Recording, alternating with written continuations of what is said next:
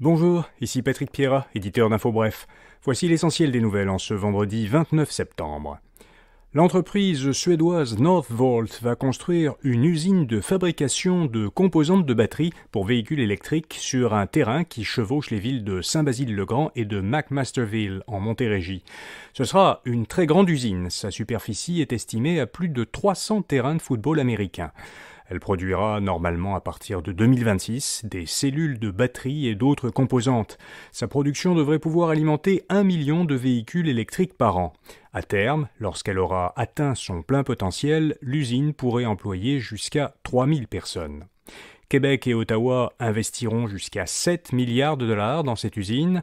François Legault et Justin Trudeau soutiennent que les batteries pour véhicules électriques qui seront produites à partir de sources d'énergie propres seront parmi les plus vertes du monde. Les deux gouvernements investiront ensemble 2,7 milliards de dollars pour la construction de l'usine et ils lui accorderont ensuite jusqu'à 4,6 milliards d'incitatifs à la production, donc un total qui pourrait dépasser 7 milliards.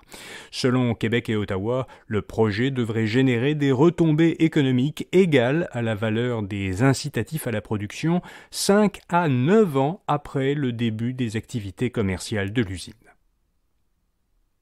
Le gouvernement Legault étudie plusieurs projets de barrages. François Legault a dit à Radio-Canada que son gouvernement examinait différents moyens d'augmenter la capacité de production d'énergie renouvelable du Québec. Il souhaite accueillir d'autres grands projets comme celui de Northvolt. Le premier ministre a précisé que 3 ou 4 nouveaux projets de barrages hydroélectriques sont actuellement à l'étude et que leur construction fera l'objet d'un débat de société. Le directeur national de santé publique, Luc Boileau, a confirmé que la nouvelle campagne de vaccination contre la COVID-19 débutera le 10 octobre pour l'ensemble de la population. Elle commencera dès lundi dans les CHSLD et les résidences pour aînés. On peut déjà prendre rendez-vous sur le portail Clic Santé. La santé publique recommande particulièrement de recevoir une nouvelle dose de vaccin cet automne aux personnes vulnérables ou à risque, y compris les 60 ans et plus, les personnes atteintes de maladies chroniques ou immunosupprimées et les femmes enceintes. À compter du 1er novembre, la consigne sera élargie à tous les contenants de boissons en aluminium de 100 ml à 2 litres. Par ailleurs, le montant de la consigne sera uniformisé. Il passera de 5 à 10 cents pour la majorité des contenants et de 20 à 10 cents pour les canettes de bière de plus de 450 ml. La consigne des bouteilles de verre de 500 ml à 2 litres sera de 25 cents. La République séparatiste du Nagorno-Karabakh a annoncé sa dissolution.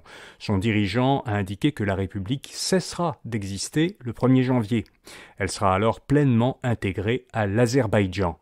Le Nagorno-Karabakh avait été séparé de l'Arménie et intégré à l'Azerbaïdjan en 1921, puis avait proclamé son indépendance en 1991. Une semaine après une offensive militaire éclair de l'Azerbaïdjan, plus de la moitié de la population du Nagorno-Karabakh, qui était estimée à 120 000 personnes, s'est déjà réfugiée en Arménie, selon les autorités arméniennes. La Banque Laurentienne a annoncé hier que ses services bancaires étaient rétablis après une panne de 5 jours. La panne aurait été causée par une mise à jour des systèmes informatiques de l'institution financière. Elle a empêché ses clients de faire plusieurs opérations courantes, comme transférer des fonds et payer des factures. Hyundai rappelle plus de 300 000 véhicules au Canada en raison d'un risque d'incendie.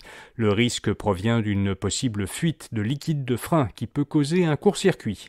Les propriétaires canadiens peuvent vérifier sur le site de Hyundai si leur véhicule fera l'objet d'un rappel. Le patron de Meta, Mark Zuckerberg, a présenté un nouveau robot conversationnel qui sera prochainement testé aux États-Unis. Nommé Meta AI, il sera disponible dans les applications WhatsApp, Messenger et Instagram, et par l'intermédiaire des lunettes Ray-Ban intelligentes et du casque de réalité virtuelle Quest 3.